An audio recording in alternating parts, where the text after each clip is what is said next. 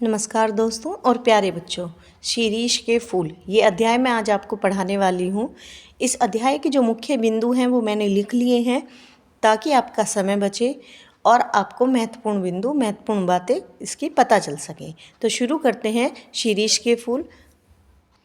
शीरीष के पेड़ को अक्सर लोग कमज़ोर मानते हैं, उसकी शाखाओं को, उसके फूलों को कमज़ोर मानते हैं। कवियों ने, लेखकों ने अपनी लेख में, अपनी कविताओं में इस चीज़ का वर्णन किया है।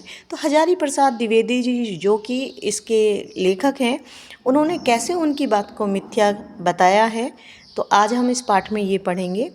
देखिए, पलाश के फूल की बात होती है। पलाश के फूल बसंत ऋतु में खिलते हैं पलाश के पेड़ पर। तो वो केवल 10-12 दिन के लिए खिलते हैं और उसके बाद वो पेड़ से झड़ जाते हैं। तो उसके बारे में ये पंक्तियाँ कही गई हैं। ऊपर देखिए, दिन 10 फूला फूली के खंकड़ भया पलाश। देखिए, ऐसे फूलों का क्या महत्व जो केवल 10 दिन के लिए खिले, उसके बाद खंकड़ के खंकड़ रह जाते हैं पेड़। लेकिन जो शीरीष का फूल होता है वो बसंत ऋतु में खिलता है और आषाढ़, सावन और कभी कभी तो भाद्रपद के महीने तक लगातार खिला रहता है। इसलिए ये पंक्तियाँ कही हैं लेखक ने। उसके बाद एक और लाइन इसी बारे में कही है, ऐसे दुमदारों से तो लंडूरे भले। ये जो कहावत है ना, ये कही जाती है मोर के बारे में। मोर के बड़े सुंदर पंख होते हैं, उनको फैला फैला कर वो नाचता है, लेकिन कुछ समय बाद वो पंख झड़ जाते हैं।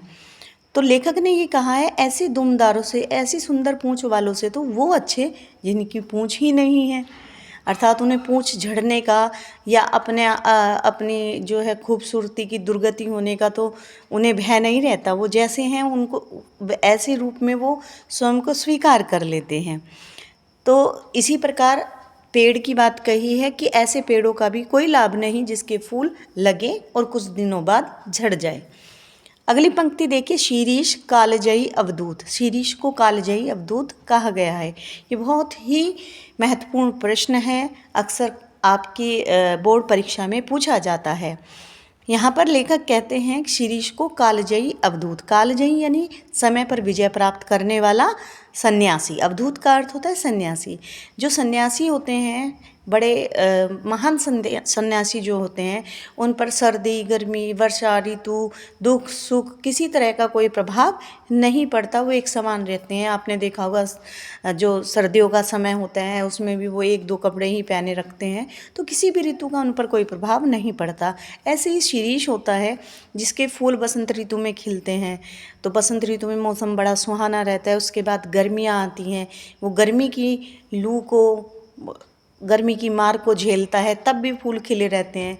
फिर वर्षा ऋतु आती है, तब भी उस पर कोई प्रभाव नहीं पड़ता। सर्दियों की मौसम आने पर भी उस पर कोई प्रभाव नहीं पड़ता। इसलिए वो कालजयी अवधूत के समान है, हर परिस्थितियों में समान बना रहता है और हवा से कहीं ना कहीं अपने लिए नमी खींचता रहता है। उसके बाद वात्स्यायन और लेखक के विचारों में भिन्नता। जो वात्स्यायन जी हैं, उन्होंने कहा है कि जो शीरीष की पेड़ की जो डालियां होती हैं वो बहुत कमज़ोर होती हैं।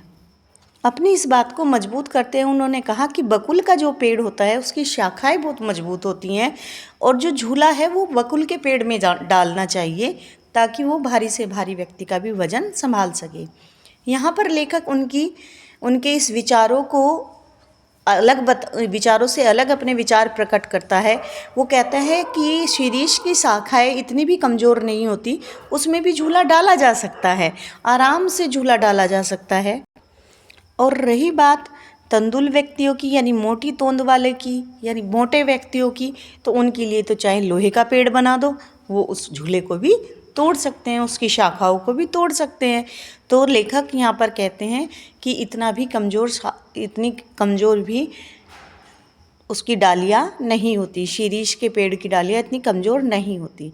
आगे देखिए, कालिदास और लेखक के विचारों में भिन्नता कैसे है। कालिदास ने फूलों को बड़ा कमज़ोर माना है, शीरीष के फूलों को। उन्होंने क्या कहा है कि शीरीष के फूल इतने कमज़ोर होते हैं, वो केवल भंवरों के पैरों का वजन संभाल सकते हैं, पक्षियों के पैरों का वजन वो नहीं संभाल सकते। इस पर लेखक ये कहते हैं कि जो फूल बसंत ऋतु में खिला और वो फिर भाद्रपद तक खिला रहता है, ऐसे फूल को कालिदास जी कैसे कमज़ोर कह सकते हैं? वह तो अपने आप में ही सब पेड़ के फूलों से मजबूत है।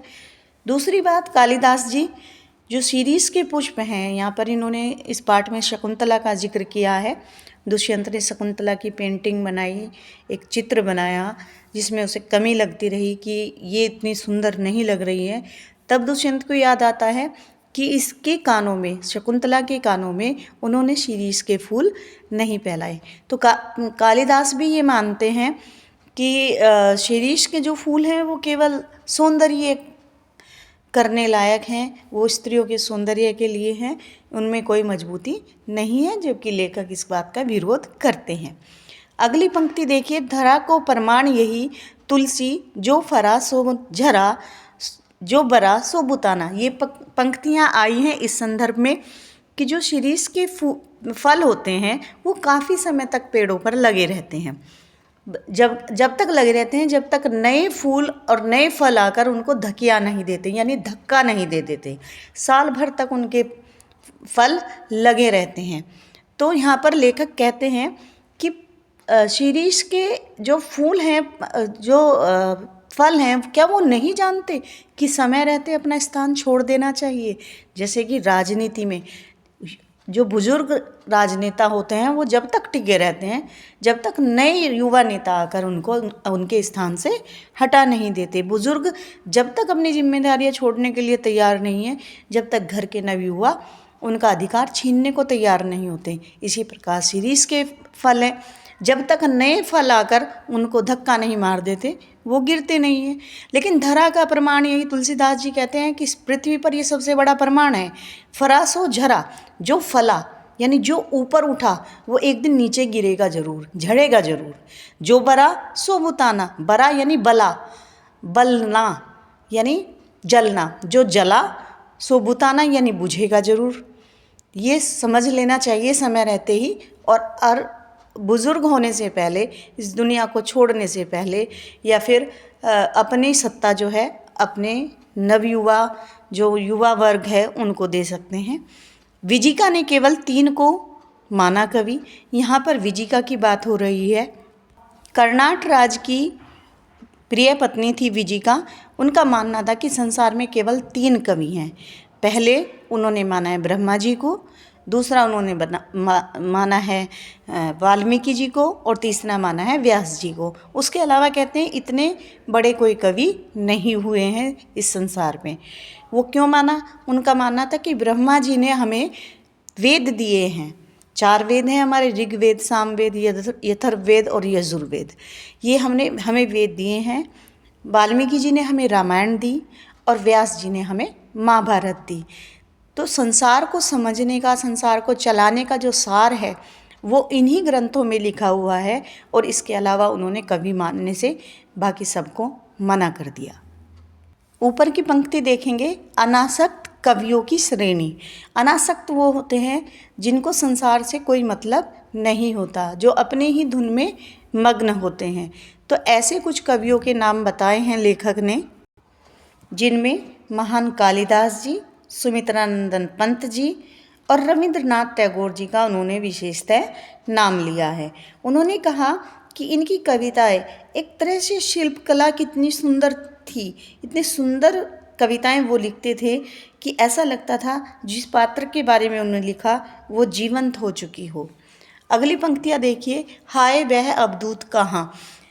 देखिए ये पंक्तियां अंतिम पंक्तियां हैं इस पाठ की, और ये कहा है उन्होंने, यहाँ पर अवधूत गांधी जी को भी माना है कि जिस प्रकार दुख दर्द सहन करके आजकल के समय की, या फिर मार काट, आतंकवाद, सब कुछ सहन करता है आज का जो अवधूत है, जो किसी भी तरह से विचलित नहीं होता और किसी भी तरह से हिंसा के मार्ग पर नहीं चलता, ऐसे थे महात्मा गांधी जी।